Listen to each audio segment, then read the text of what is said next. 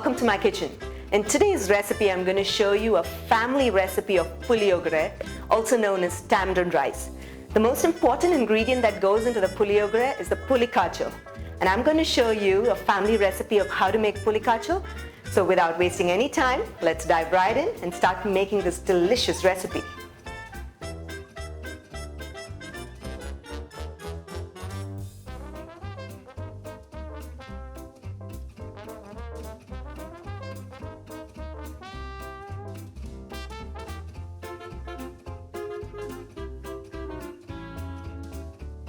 To begin making the puliyogare, we first have to make the pulikachal. And for the pulikachal, we need the pulikachal spice powder. And that's what we're going to do right now. In a preheated pan, I'm going to add in the chana dal,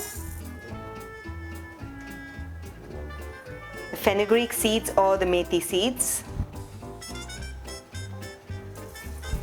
whole black peppercorns,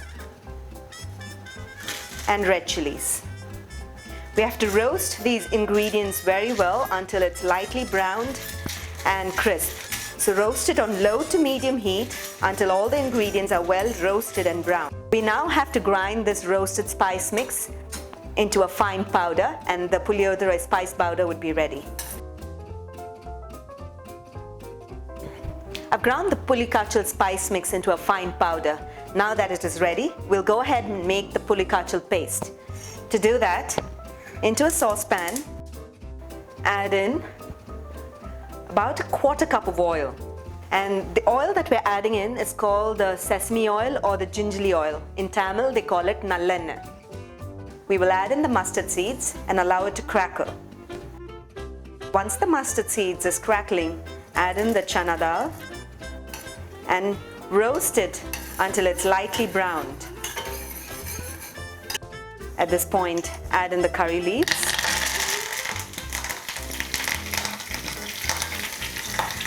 the turmeric powder, the asafoetida powder or hing, or also known as perengayam, and the tamarind water, also known as puli in Tamil, and hence the name puliyodare or puliyogare and pulikachal. We will now add in the jaggery and salt. Stir all the ingredients well and allow the pulikachal to simmer for about 15 to 20 minutes on low to medium heat. The tamarind water along with the spices will thicken up and form a delicious smelling gravy of pulikachal. The tamarind water along with the seasoning has been simmering for about 15 minutes. At this point, I'm going to add in the puliyogare spice mix powder that we ground earlier and mix it in. Give this mixture a simmer for another 5 to 10 minutes, and the pulikachal mixture will then be ready to be mixed with some cooked rice. Now that the pulikachal mixture is ready, we can store it in a glass jar and keep it in the refrigerator for a couple of months and use it as and when required, mix it into rice and make puliyogare.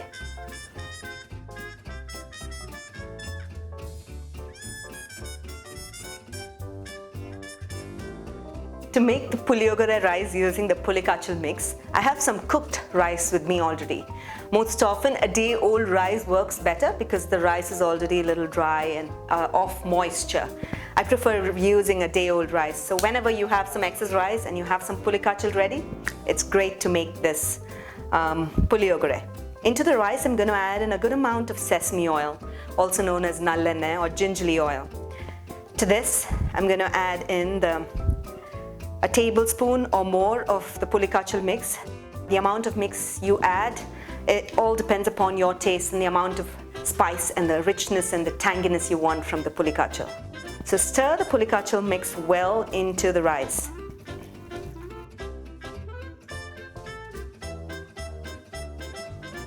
Once the rice is mixed, there is another important ingredient that goes into the puliyogare, and that's peanuts.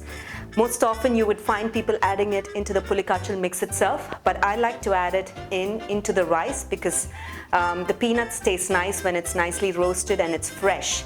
once it gets into the mix, it tends to get a little soft and a little stale.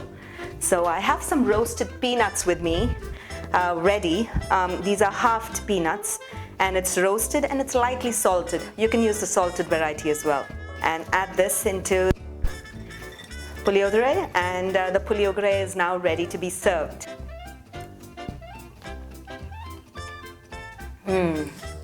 The subtle sweetness from the jaggery and the tanginess from the tamarind and all the mild spices taste delicious. Do give this recipe a try in your kitchen, and when you do, don't forget to give your feedback in the comments below. Until then, until next time, happy cooking and healthy eating.